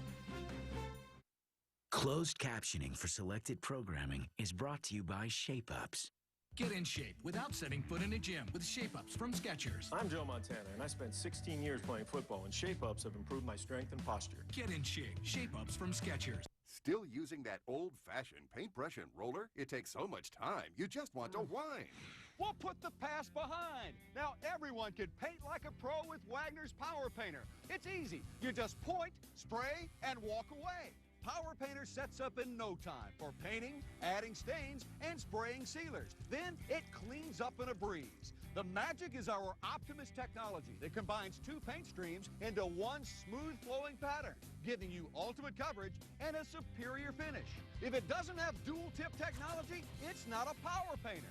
Call or log on to get your Power Painter. We'll also include our Easy Paint Pack for continuous spraying and this digital heat gun for stripping off old paint. You get everything seen here, a huge value, all for only 4 payments of just $34.95. Call now. Call 1-800-509-3341 to order Power Painter for just 4 payments of $34.95. This is a special TV offer, so call 1-800-509-3341. Call now. Today's the day you went from dude to dad. And you want everyone you know to see. So here's your moment of truth. Which 3G network would you trust to upload your very first shots to PhotoBucket? Hey, look. When you want your 3G network to work, What's your email? You want Verizon. Right now, you can get great deals on 3G and messaging phones like the Samsung Reality for $49.99, plus add-a-line for just $9.99, only at Verizon. This series is not over. I won't stop believing that. I won't let my teammates stop believing. With their backs against the wall, the Magic rose to the occasion, grinding out an overtime win in Game 4. This series is not over. Now, as the series shifts back to Orlando, the Celtics look to close it out and book their ticket to the finals, while the Magic hope to keep their season alive. I won't stop believing. The Eastern Conference Finals, Celtics Magic, Game 5, tomorrow on ESPN. You're watching March Madness from 1989 as the 16th-seeded Princeton Tigers take on the number 1 seed Georgetown Hoyas, Providence, Rhode Island on ESPN Classic. Welcome back to Providence, Rhode Island. Mike Gorman, Ron Perry, and the upset of the year. Maybe the decade is brewing here. 34-28. Princeton by 6 over Georgetown. 14:20 to go. Pete Carrill's club has done everything that you would have to do if you tried to map out a successful game plan. He's even got Georgetown playing with more of a soft pressure versus the full court all-out 1-2-1-1. It's a 2-2-1 three-quarter court press this time. Princeton content to just bring the ball up, get it to this man, 0-0, Kit Mueller, and continue to work the clock. Georgetown drops to a 1-3-1 zone. Lappin gets it back in the hands of Leftwich. Scrabus has been quiet here second half. Somehow Princeton's got to figure out a way to swing the ball to Scrabus, free him up for a couple of jump shots. Here we go down into the single digits. Leftwich with 3. Scrabus will fire. Rebound Tillman. That was a desperation job as the buzzer sounded for the shot clock. Darren Jackson can't kiss it home. Mourning the rebound, Mourning 2 more. Again, he's uncontested on that follow-up. Alonzo Mourning, the strategy starting to settle down to be shoot it up for Georgetown and let him hit the boards. Mueller the loose ball. Princeton resets. If it isn't a layup, they're going to reset. And it's becoming more and more of a struggle right now for Princeton on the offensive end against this zone. Scrabus will try. Hits outside for 3. Well, we said he had to get into the act, and he's the man who can fill it up from the perimeter. Princeton by 7. That was a big bucket by Scrabus. Smith blocked down low, but Mourning the loose ball. And Alonzo is just having his way anytime he gets it down there. He really is, and Charles Smith still looking for his first points of the ball game.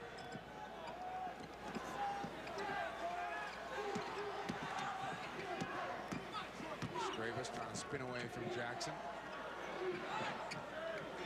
Mueller knew exactly where Leftwich was when he caught that pass.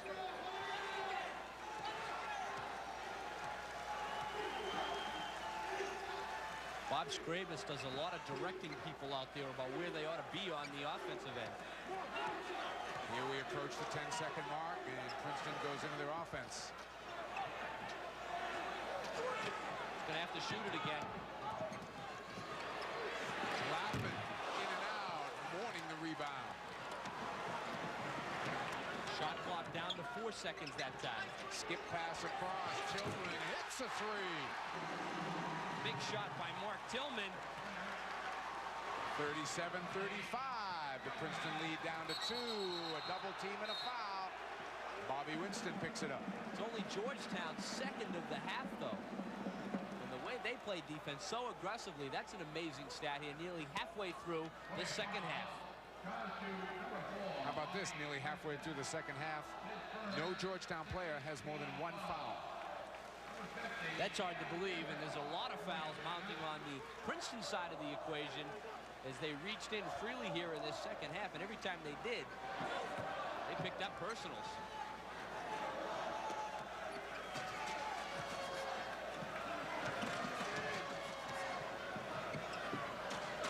John Thompson putting Sam Jefferson out on the floor, number 50. Bigger lineup with this zone defense to try to make it difficult for Princeton to get the jumpers on. Lappin looks to drive, kicks it out Leftwich. Good They ball find movement. Scrabus. Rebound taken away from Mueller. Here comes Charles Smith. He'll go all the way. Basket goes. Let's see what they call it. I think one of the officials under the basket has a charge. Yep, I think so too. I'm not so sure what the outside official had either. The closest ref is under the goal. Charles Smith going coast to coast here. We've seen him do this so many times. He's going to try to throw up one of those runners. Good position there by Ottenstein. Official on the call. Charles Smith, disbelief. Ottenstein picking up his 4th foul. The basket counts. Smith's first of the night. Second tie of the game. It was tied at 8. We're tied again at 37. Ruling that Smith released that ball before contact. Count the goal.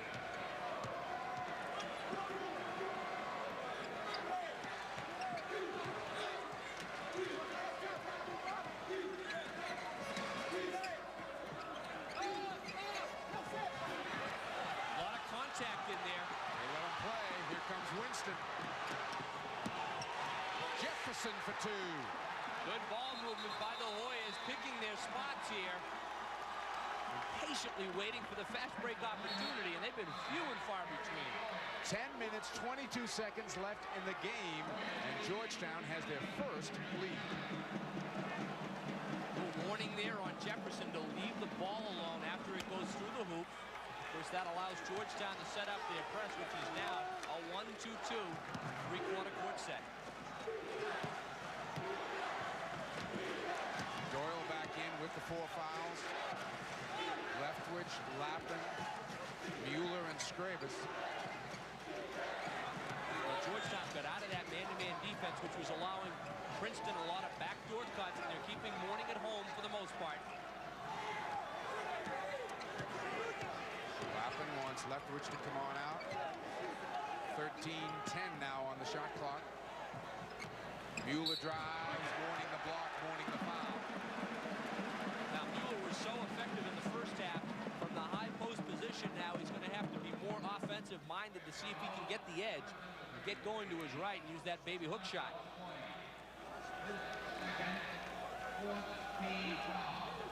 That's the 14th foul on Georgetown, the second on Alonzo Mourning. Jackson back in, Sam Jefferson sits down. Georgetown has really had to keep their composure to build this 2-point lead. It certainly hasn't happened in a hurry. Princeton makes it tough to mount points in a hurry the way they are so patient with the ball.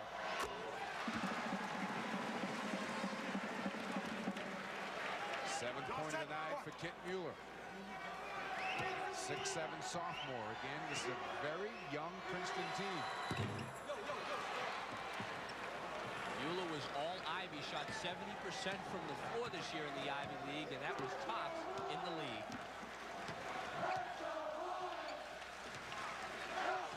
Smith just threw it away, and Scrabus out of the pack with a nice move. Great layup. How about that? Change of direction by Scrabus. Charles Smith, one of the best defenders in the country. Super move. That really got Smith's attention, that move, okay. Can't remember another Princeton Tiger fast break basket. Oh. Smith for 3. No. Rebound loose. Winston's got it. Throws it out. No. Traveling, says Dick Papard.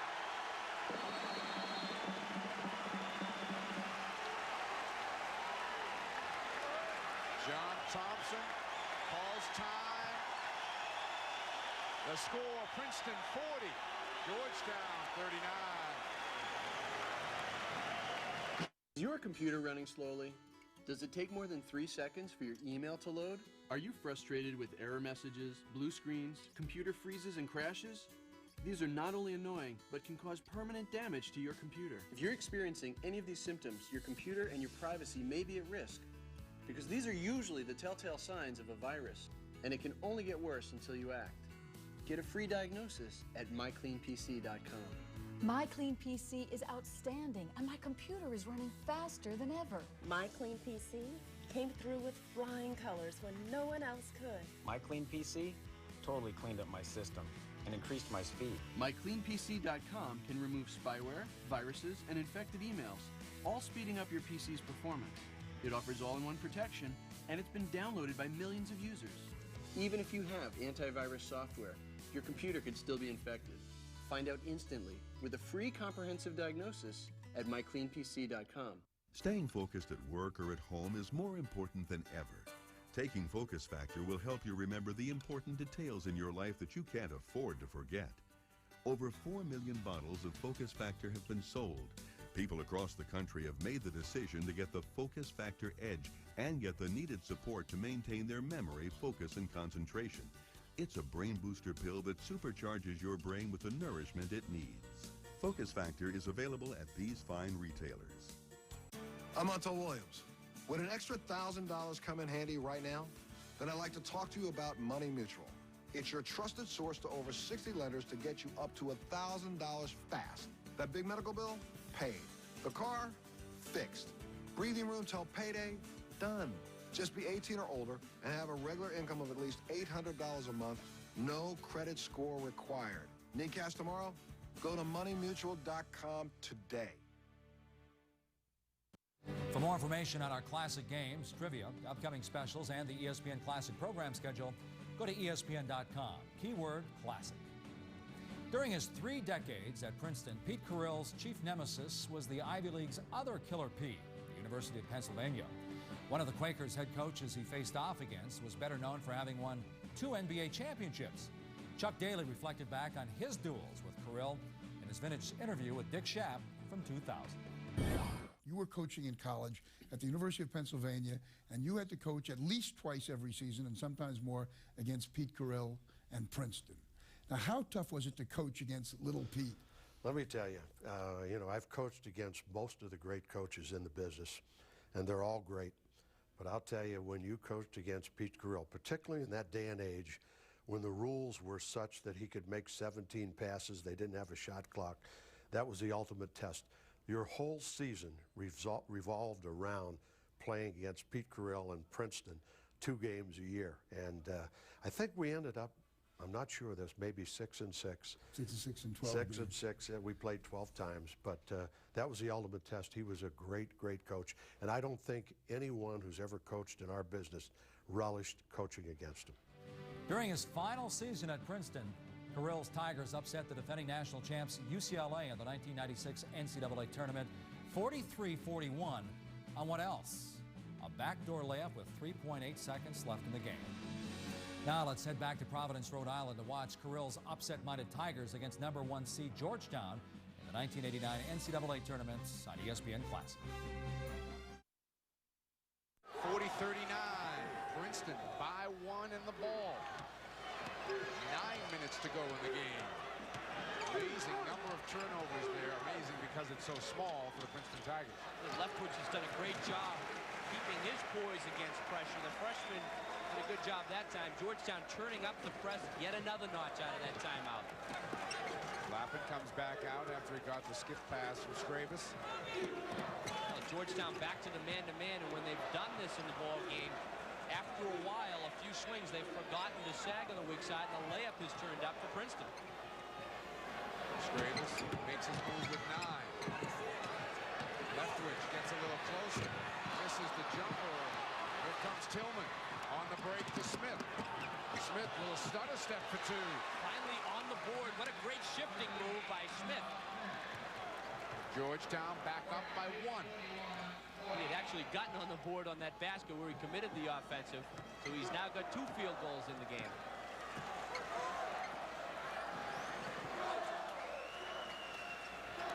The Hoyas with a 13-1 rebounding advantage in this half, and that's really what's turned it around. A lot of them have been Alonzo Mourning's second efforts, no question. Uncontested.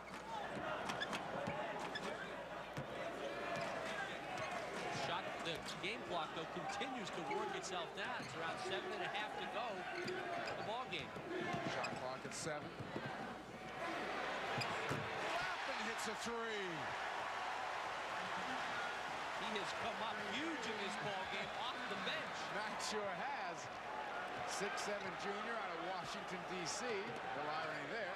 He made 22 threes coming in. He was shooting 44%. He really drills them. Smith just took it strong, and Smith just picked up another foul. Number 4 on Charles Smith. Princeton sets up down low and just takes the blow.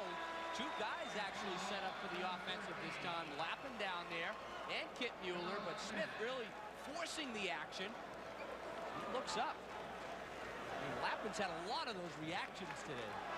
Matt's into it, that's for sure.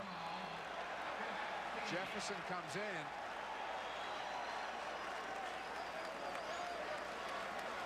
I think, as we said early, too, Princeton got confidence early in this game, and clearly now these kids believe they can do it. Georgetown certainly taking these Princeton Tigers for real at this point. It's a better be tightly contested game now with just 7 to go. Princeton the ball and a 2-point lead. Princeton has just not veered from their game plan in this one. Good hands there by Mueller. He's been in the middle all night. Done a great job, too. Doyle tells Mueller to come out. Mourning now aggressively up on him. Doyle comes to the ball. on the shot clock. Mueller wants to go. Mourning sends it back. Off the floor. Bryant finally does pick it up. Lost it. No call. And near backcourt to Winston. Winston lays it off. Jefferson. Traveling is called on Georgetown. I mean, that was some kind of sloppy sequence. We saw about 3 near travels. And finally, there was a walk. Alonzo sets it all up. All kinds of bodies hitting the deck there. Right here. It's a double dribble, isn't it? Just can't pick the ball up. He's never got possession, but there's some thought there that he might be pushing it up to gain an advantage so you get a turnover. Just couldn't pick it up. 6 minutes now to go in the game. Leftwich out of the pack with it. The crowd is really into this one now. Mueller turns, got a step on Mourning, and Mourning got a foul. See, Alonzo really shouldn't be out pressuring him that far from the goal. Certainly committing personal foul. He's still going to try to slough off of Mueller a bit. That's the 3rd on Mourning, the 6th on the team. And Mourning was laying off early, and now he's going out and really pressuring Mueller out from the goal. This is about 17 feet from the hoop, and Mourning out there with the reach in. And again, Ron, it's better than free throws for Princeton. They get a fresh 45 seconds, and here they go again. Well, Latvin's going to shoot one. That's the earliest shot they've taken all night. That was with about 40 to go on the shot clock, and every other possession's averaged about 25 seconds. Georgetown takes a timeout. 5:28 to go. A timeout on the court. Princeton 43, Georgetown 41. What you've gained as a student will be just as important to you as what you did as a player. As long as you know that you made the effort to do the best of which you're capable, there's no failure. Success on 3. There are over 400,000 NCAA student athletes. And just about all of us will be going pro in something other than sports. It's not about politics or religion or the economy. It's not about oil, water, global warming, global pandemics, elections, sanctions, communism, socialism or capitalism, war or peace, love or hate. This is about the 1 month every 4 years when we all agree on one thing. 32 nations, one world watching. 2010 FIFA World Cup. I got ADT because my neighbors were robbed. But ADT did a lot more than protect me from burglaries. I was at a meeting when the fire started. Molly was all alone. Fortunately, ADT was looking out for us. They acted fast and called the fire department. They rescued Molly just in time. ADT saved my home and the most important things in it. Every day, ADT is there for our customers with an easy way to arm and disarm your system, fast alarm response, and our advanced network of monitoring centers. A single ADT system can help protect your home from burglary, fire, and carbon monoxide. When an alarm is sounded, ADT can respond quickly, calling the local authorities for help. And you get ADT's monitored protection, plus great local service, all for about $1 a day. You could even save up to 20% off your homeowner's insurance. What good is an ordinary smoke detector if there's no one around to hear it? I know ADT will hear it. Call now and save over $250 when you buy ADT's family package. ADT, always there. Through his years at Georgetown, John Thompson piled up wins and admirers. Hired to be the head coach of the Hoyas in the mid-1970s, Thompson was a true trailblazer, becoming the first African-American coach to win a men's basketball national title in 1984. Thompson's peers have always respected him, not just for the wins, but for his loyalty and integrity. John and I had a very unique friendship. At times I'd call him at 1 or 2 o'clock in the morning, and at times he'd call me. We always had a lot of fun together. And I always thought that John Thompson was a very special individual. He lived by his convictions. He did what he felt was right. And he demanded an awful lot of discipline in his players. John Thompson cares. And when you see, you know, like the guys come back to, say, a Dean Smith in North Carolina, it's amazing the loyalty, all the Georgetown players have for John Thompson and what Georgetown was, including the entire program, from academics to athletics. He did what he felt was right, and I respected him immensely as a coach, as a friend. Thompson's success at Georgetown enabled some walls to be broken down in 1986 when the ACC and the Big Eight finally hired their first black coaches, Maryland's Bob Wade and Oklahoma State's Leonard Hamilton. Later, we'll have more on the friendship between Thompson and Pete Carrill. But now let's return to Princeton and Georgetown in the 1989 East Regionals on ESPN Classic. I'm beginning to start believing myself here. 43-41, and look at that. Rebounds this half. Georgetown 17-1. And they're still trailing by a deuce in this ball game because Princeton's been holding the ball for over 30 seconds of possession and capitalizing with a lot of them. Mourning again, doing what he wants down low. 16 for Alonzo, 10 in the second half. We're tied at 43. But for some reason, a lot of this ball game, that entry pass has been a difficult one for Georgetown to get in there. Mourning's got a lot of his production with offensive rebounds. Man-to-man now by Georgetown.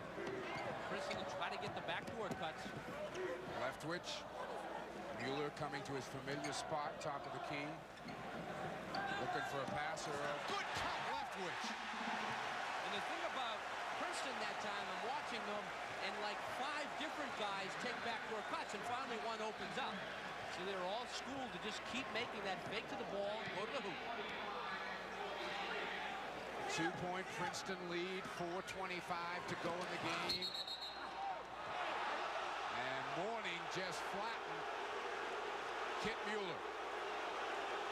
Just popped him good. Really did. Pushed him right away, right in the face. Mourning was fouled on the play. Clearly can't allow this. Alley-oop to Mourning. There's the tangle up and foul. Clearly Mourning frustrated. And there's the bow right to the nose. A few words, too. Of Kit Mueller.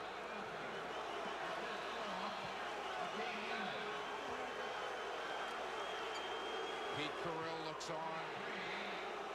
Boom. Clear out job. So the freshman Alonzo Mourning to a ringing chorus of boos at the free throw line. Got the roll.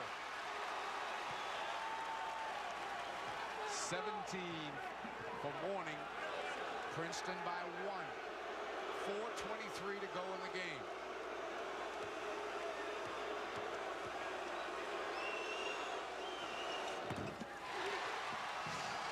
We're tied at 45.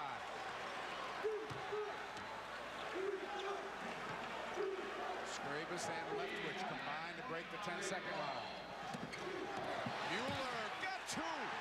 Good look by Lappin to find Mueller going to the goal. And again, Princeton doing a great job getting back defensively. See if the Hoyas go right inside to Alonzo again. Mueller behind him. Mourning kicks it out. Tillman for 3. Long rebound. Tillman got it back. He traveled with it. Good call. As soon as he caught it, he took the extra step. 13 turnovers on Georgetown. Just 6 for Princeton. And that's another reason why Princeton's hanging right in this ball game. Doyle going for the board right near the extra step by Tillman. Mueller appears to be bleeding from the mouth, but he's going to play. His nose is awfully red. Yeah. Definitely got popped on that. Tough kick. Tough kick. Unless the officials missed that one, it's hard to believe that Mourning didn't get rung up with a personal. It appears Kit Mueller caught that elbow right in the mouth, and it looks like it's either upper or lower lip that's bleeding. Lappin in and out, tapped up, no. Scrabus trying to keep it alive. Oh, what a over a bunch of photographers with Jared Jackson. It's Georgetown ball. Jackson and Scrabus really hit the deck about as hard as I've seen 2 guys go down off the floor. Take a look. A quick shot by Lappin, but he's hit some of them, and Scravis and Jackson really go for it. And both hit the deck. Back live, the Hoyas forecourt. Smith, a turnaround. In and out, tap, no. Rebound, Leftwich. Under 3 minutes to go in the game. Princeton by 2 in the ball. Up to Doyle. Blocked by Mourning. Here comes Winston. That's where Pete Carrill wants to back the ball out with just under 3 minutes to go. Mark Tillman, the runner, goes down. We're tied at 47. Princeton has 2 timeouts remaining. They called 2 early. Georgetown with 1, and the possession arrow favors Princeton. So if Princeton gets in a jam, now's the time to use up the timeout. Man-to-man pressure by the Hoyas.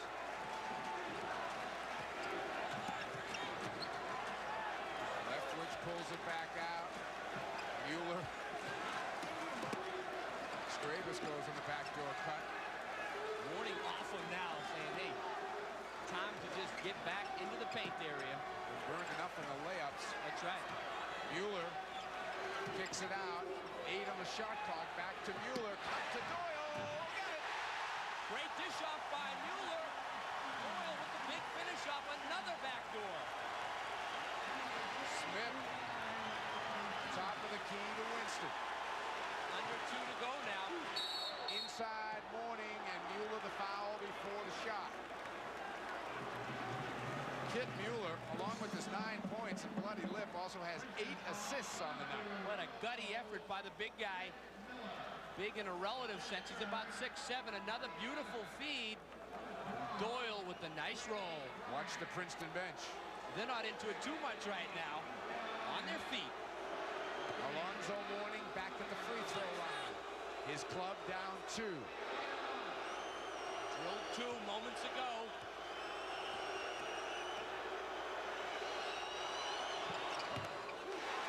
Pressure free throws by the freshman. 19 for Mourning. 3 of 3 on the night.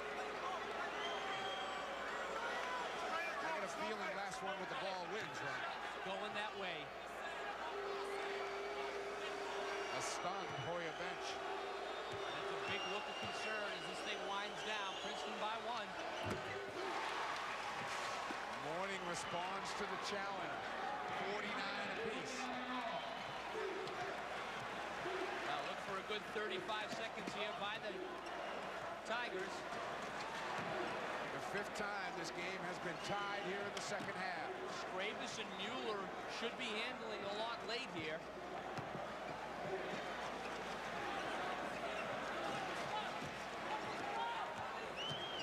Lappin comes high. Mueller, excellent at always releasing himself to the ball. Skip pass, picked off. Mourning's got it. 1 minute, 2 seconds to go. Hoya ball in a tie game. Princeton will still get another possession. About a 20-second differential between the game clock and the shot clock. Now Georgetown's going to pull it out.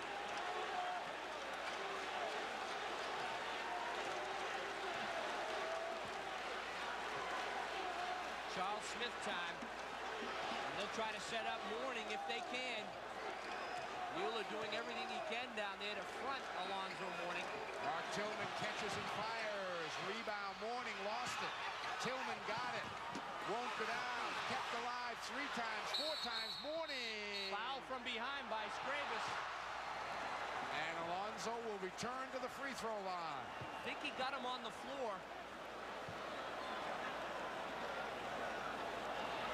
Mourning with the height advantage. He was all over that offensive rebound, tipping it several times before he could gain possession. Tillman can't get it to go, and Mourning, hands all over the place. Scravis kicks that one free.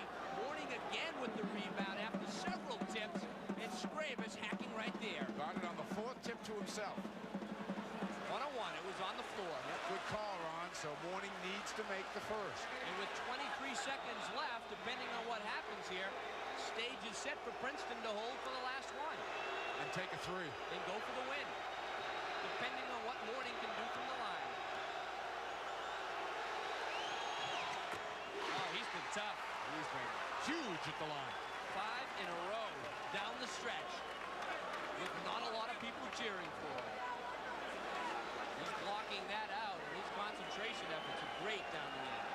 Biggest free throws of his young life.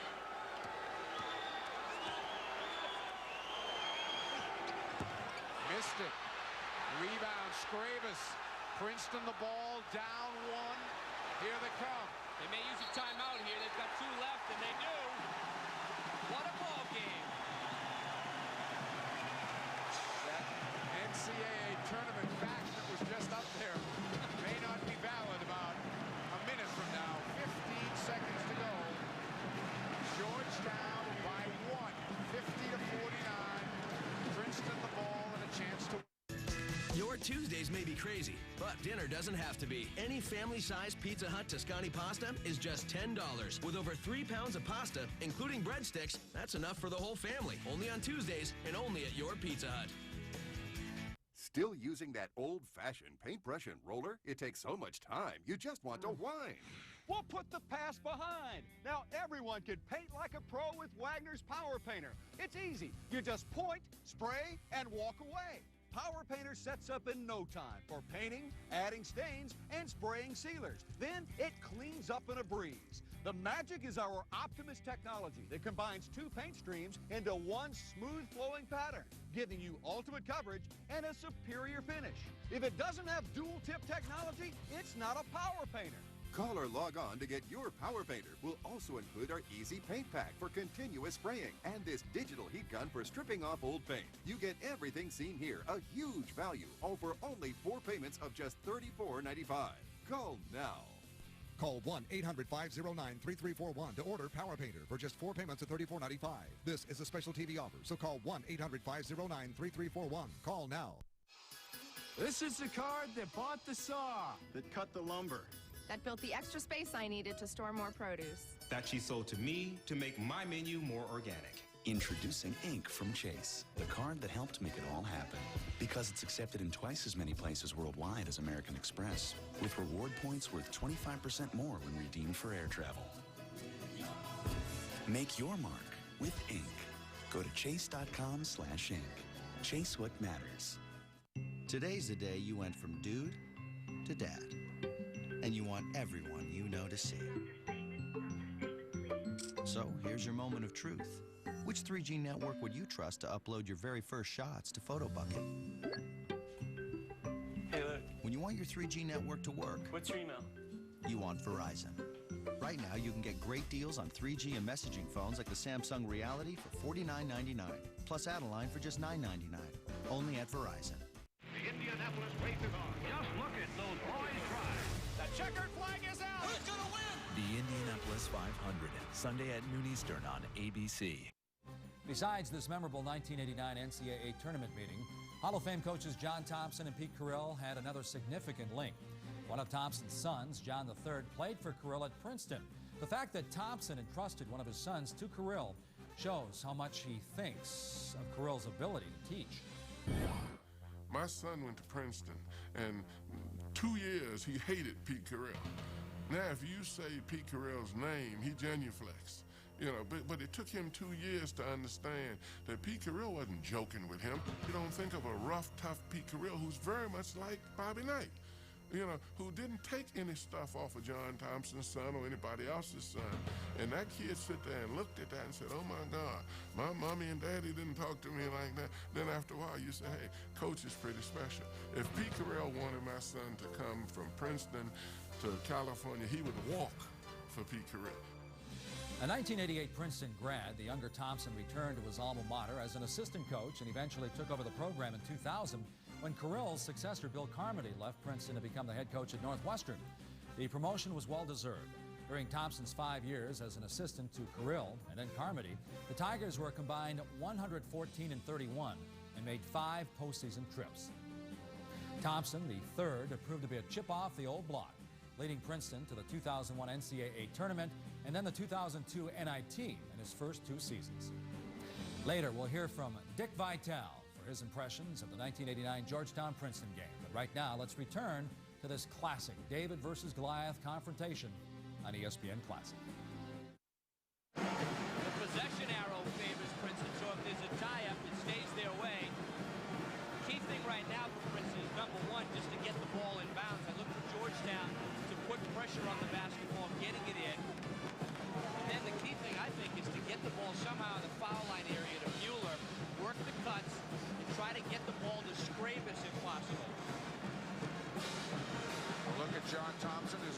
set his defense now with his club. And the sellout crowd here in Providence, Rhode Island, has been treated to a game that will be talked about for a long time.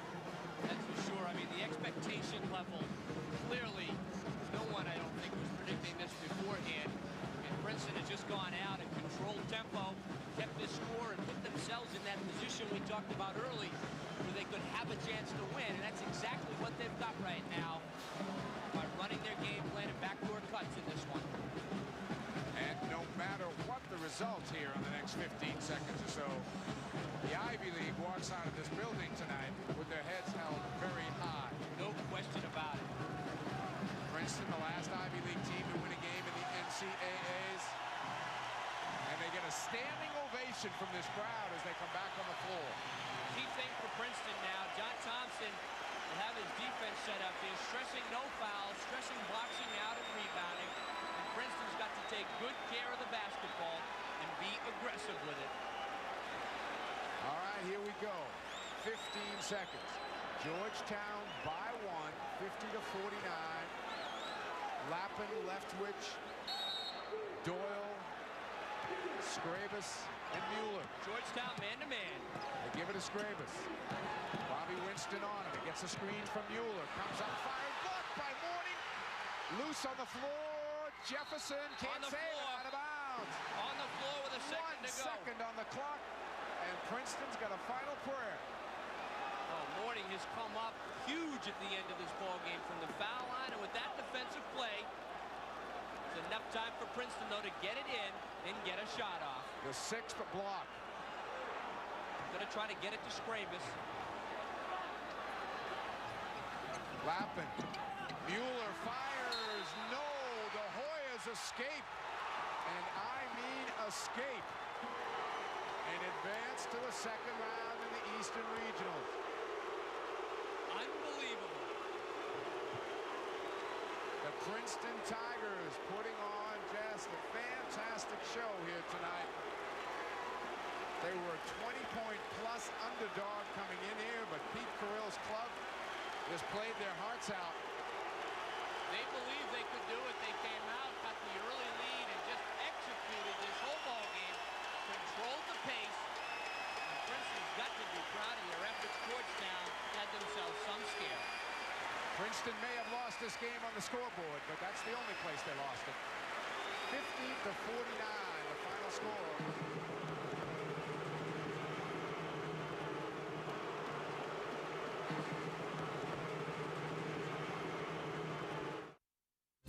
Prior to tip-off between Princeton and Georgetown, Dick Vitale was so certain the powerful Hoyas would win, he promised the Princeton cheerleaders he'd hitchhike to Rhode Island and cheer with them if they pulled off the upset. Vitale almost lost that bet. Well, the final minutes, really, it got down to a situation where, obviously, at the end, a great block shot by Mr. Morning. Alonzo Morning really rose at the end. But the bottom line is Georgetown made big plays at the end of the game and were able to sneak out of there with the W. But it was a very emotional day. And that was really, you know, the typical, what I like to say, what the NCAA tournament's about in its early rounds. The David versus the Goliath. And that's what makes it so special and so unique. But thank God for Mr. Morning, baby. Alonzo, I love you. After barely surviving against Princeton, Georgetown relaxed and took a run at the 1989 championship. The Hoyas defeated Notre Dame 81-74 and then NC State 69-61 to reach the Elite Eight, where they were ousted by Duke 85-77. Interim head coach Steve Fisher led the Michigan Wolverines to the crown in '89 with an 80-79 overtime victory over Seton Hall. We certainly hope you enjoyed this presentation of Georgetown's one-point victory over upstart Princeton in the first round of the 1989 NCAA tournament. I'm Mike Gleason. Thanks for watching ESPN Classic.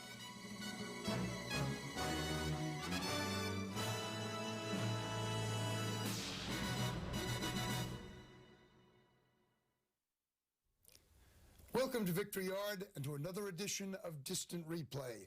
Our guest is John J. O'Neill Jr., better known as Buck, former player and manager in the Negro Baseball Leagues, the first African-American coach in the major leagues, the scout who signed Ernie Banks and Lou Brock, and a voice of history and reason in Ken Burns' memorable series on baseball. Welcome, Buck. Dick, it's good to be here. It's good to have you here.